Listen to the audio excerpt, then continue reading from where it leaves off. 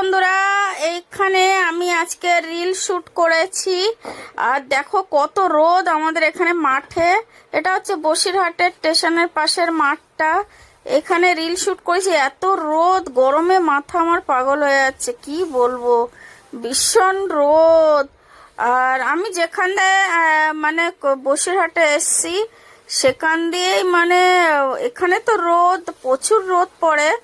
আর লোক বলে গ্রামে তো ঠান্ডা থাকে, কিন্তু প্রচুর গরম, এখানেও প্রচুর গরম, মানে এত গরম লাগছে। আমি রিল শুট করার পরে আমার মানে মাথা একদম হয়ে যাচ্ছে। এমনি ঘর দিয়ে বেশি বেরোই না, কিন্তু যখন বেরোই রিলটা শুট করার জন্য বেরোতে হয়। তো কি করব, রিলটা শুট করে নিলাম। এইবার এই সাইডটা আমাদের বাড়ি যেতে হবে, এই রাস্তাটা দিয়ে। এইগুলো রেল কোয়ার্টার সব। তো তোমাদেরকে তো বলেছি কি আমরা সরকারি জায়গায় থাকি।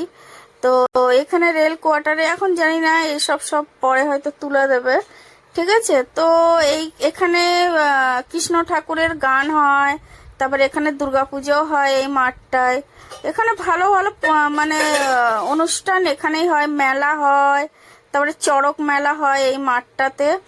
বাচ্চারা খেলেও, বড়রাও খেলে, বল খেলে এখানে। তো ভাল লাগছে এখানটা।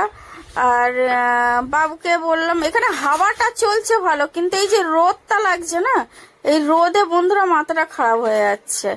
তো এখন আমি বাবুকে নিয়ে বাড়ির দিকে যাব।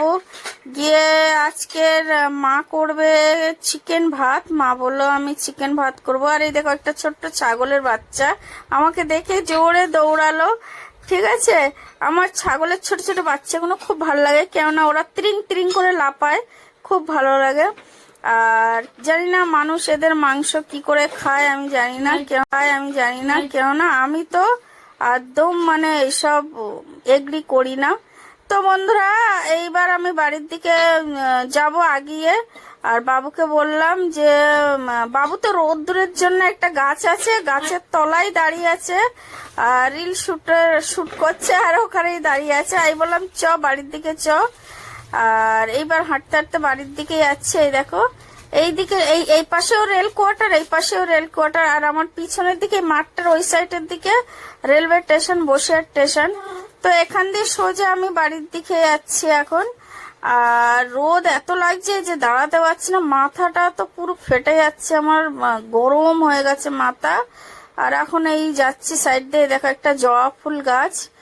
আর এই দেখো মাথার উপর একটা হচ্ছে, এটা হচ্ছে সইনে গাছ। আর আমরা তো সইনে, ওই যে সজনার ডাঁটা বলে না, খায়, তো ওই গাছ। আর এই সুপারি গাছটা কিরম বেঁকে গেছে, তাই বাবুকে বলছিলাম। তো এই দেখো এই যে ঝড় হয়েছিল না, এই দেখো ঝড়ে হচ্ছে সুপারি গাছটা বেঁকে গেছে। আর এই দেখো আমার তাজমহল বাড়ি এসে গেছে। আমার জন্য এটা আমার তাজমহল বাড়ি, কেননা এই বাড়িটাই আমরা থাকি, আর এখানে থেকেই আমরা রিল শুট করি।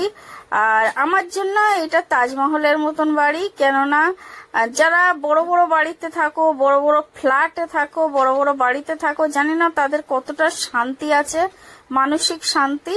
কেননা এইটুকানি ঘরেতে আমরা অনেক মানসিক শান্তিতে আছি, অনেক ভালো আছি। তো মানুষের ভালো থাকাটাই সবচেয়ে বড় ইম্পর্টেন্ট বন্ধুরা, কেননা খুশিতে থাকাই ইম্পর্টেন্ট।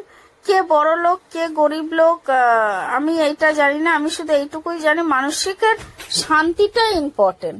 শান্তি থাকলে মনোশান্তিটা সবচেয়ে বড় ইম্পর্টেন্ট।